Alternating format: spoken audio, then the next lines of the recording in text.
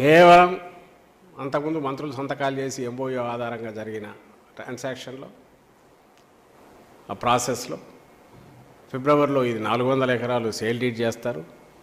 ఇంకొక 450 ఎకరాలు మామిడిపల్లి, అంటే మీకు ఇంకా అందరికీ తెలిసిన ఏరియా ఎక్కడంటే ఎయిర్పోర్ట్ నుంచి శ్రీశైలం రోడ్డు వైపు బయటికి ఎగ్జిట్ వచ్చిన దగ్గర పక్కన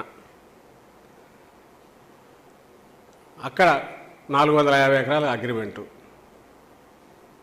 అది లక్కీగా అది అప్పుడు సేల్ డీడ్ కాలే. సో మొత్తం 850 ఎకరాలు. మీ అందరికీ తెలుసు, ఇప్పుడు ఒకవేళ మనం రాష్ట్రం విడిపోయినా కూడా హైదరాబాద్లో ఏ ఏరియా ఎంత వాల్యూని అందరికీ తెలుసు. ఇప్పుడు అప్పటికే ఫైనాన్షియల్ డిస్ట్రిక్ట్ మొదలైంది అండ్ రింగ్ రోడ్డు ప్లానింగ్లో ఉంది. ఎయిర్పోర్ట్ లొకేషన్ తెలుసు, ఫలానా చోట వస్తుందని. ఇదంతా తెలిసిన సమయంలో 850 ఎకరాలు, అందులో 400 ఎకరాలు సేల్ డీడ్ కూడా చేసి ఇచ్చేసిన స్కామ్ ఇది. ఈ 400 ఎకరాల వాల్యూ అప్పట్లోనే 800 కోట్లు నుంచి 1000 కోట్లని అనుకున్నారు 2003-04లో. ఇప్పుడు అక్కడ ఎకరం 100 కోట్ల దాకా ఉంది. అందరికీ తెలుసు, మీకు తెలుసు, అక్కడ హైదరాబాద్ వాళ్ళకి తెలుసు, ఏపీలో వాళ్ళకి తెలుసు.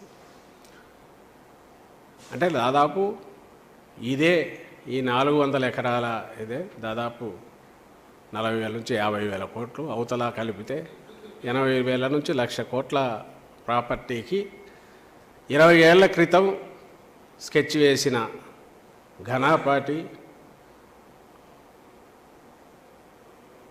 గజ దొంగ, ఏదైనా పేర్లు పెట్టుకోవచ్చు. అంటే అవన్నీ ఆ నిర్వచనాల్లో కూడా ఆయన ఫిట్ ఇన్ అవుతాడని నేను అనుకోను. ఎందుకంటే ఇంత స్కెచ్ ఎవడు మామూలు వాడు వేయలేడు. అది కూడా ఇప్పుడు ఆపద్ధర్మ ప్రభుత్వంలో, అది కూడా ఇప్పుడు ఆ కంపెనీకి ఉనికి లేదు, ఏ ఇంటర్నేషనల్ కంపెనీతో సంబంధం లేదు,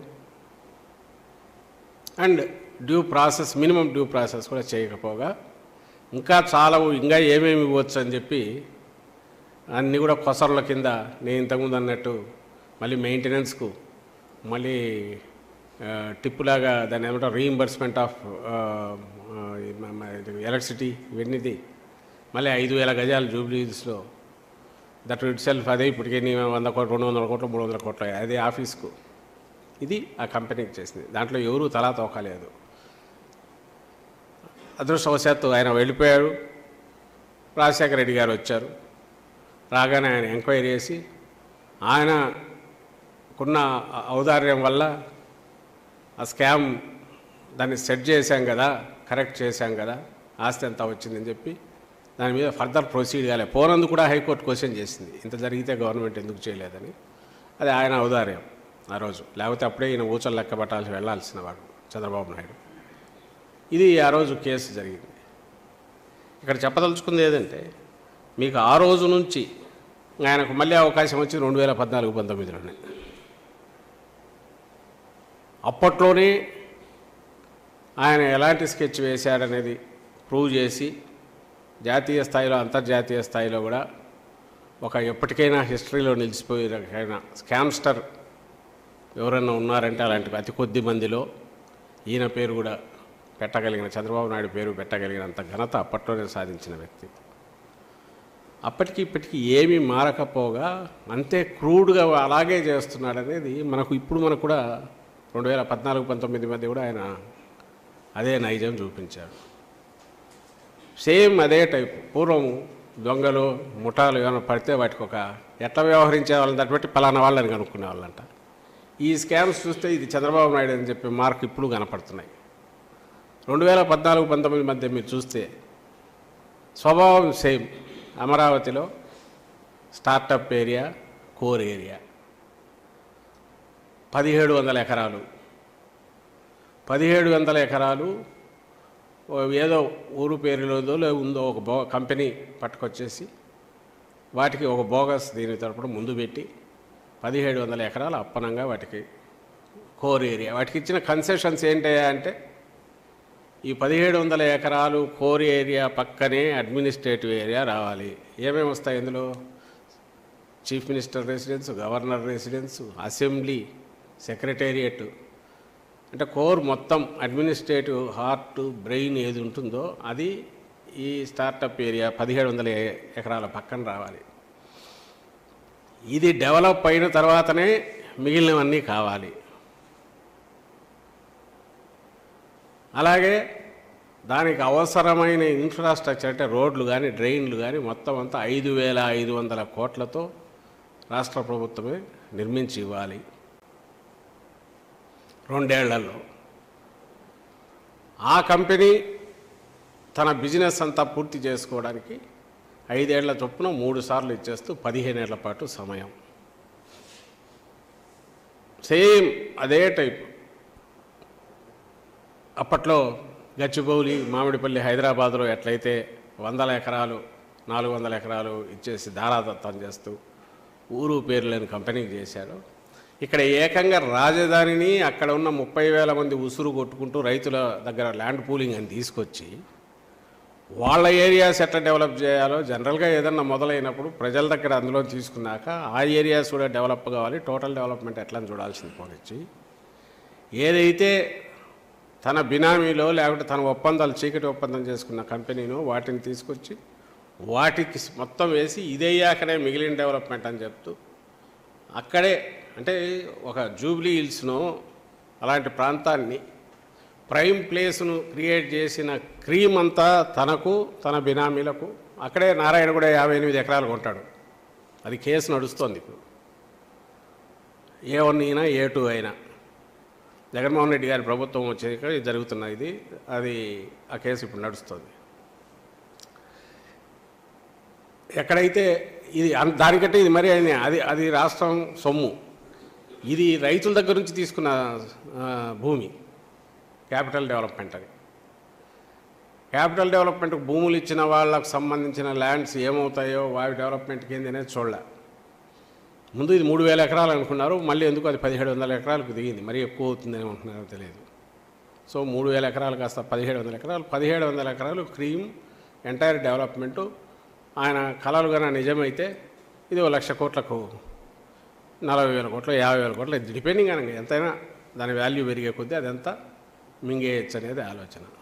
ఇక్కడ సేమ్ ఎక్కడ లేని కన్సెషన్స్ అన్ని దానికే ఇచ్చి ఉల్టా ఎవరైనా డెవలప్మెంట్కి ఇస్తే ఇన్ఫ్రాస్ట్రక్చర్ వాళ్ళు వేసుకొని ఎదురు ఇస్తారు. ఇక్కడ పెట్టుబడిలో పార్టు ఇన్ఫ్రాస్ట్రక్చర్ ఫ్రీ డెవలప్మెంటు, అమ్ముకోవడం మాత్రం అంతర్జాతీయ స్థాయి ఇది వాళ్ళు చేసుకుంటారు.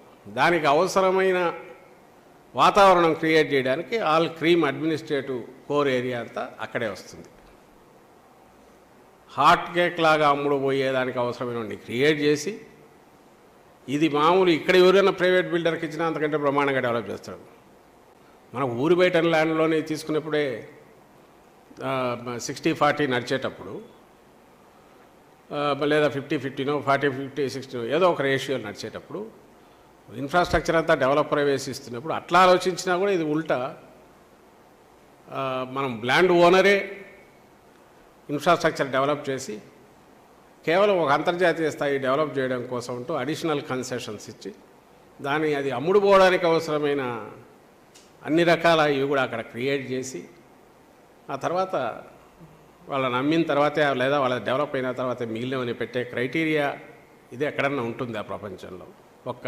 మనకి ఇక్కడ అమరావతి అనబడే ఈ భ్రమరావతిలో లేదా వర్చువల్ దీన్ని క్రియేట్ చేసి 1,00,000 కోట్లు మింగేయడానికి చంద్రబాబు నాయుడు గారు వేసిన స్కామ్లో పార్ట్గా మాత్రమే జరుగుతుంది. సో 2004లో 3-4లో ఏం చేశారో 2014లో వచ్చిన తర్వాత అంటే 10 ఏళ్ల తర్వాత ఆయన విశ్వరూపం, ఆయన ఆలోచనలు, ఆయన వికృతమైన దోపిడీ ధోరణి కానీ మనస్తత్వం కానీ అది ఏ రకంగా చూపించారనేది అక్కడ కనపడుతుంది. అలాంటిదే చిన్నది టిప్పు మనం అందరం ఈ మధ్యనే దేనివల్ల అయితే ఈయన అరెస్ట్ అయ్యి జైలు పాలై 60 రోజులు అక్కడికి వెళ్ళాడు చంద్రబాబు నాయుడు గారు. సీమెన్స్ స్కిల్ స్కామ్గా పేరు వచ్చింది ఈ మధ్య.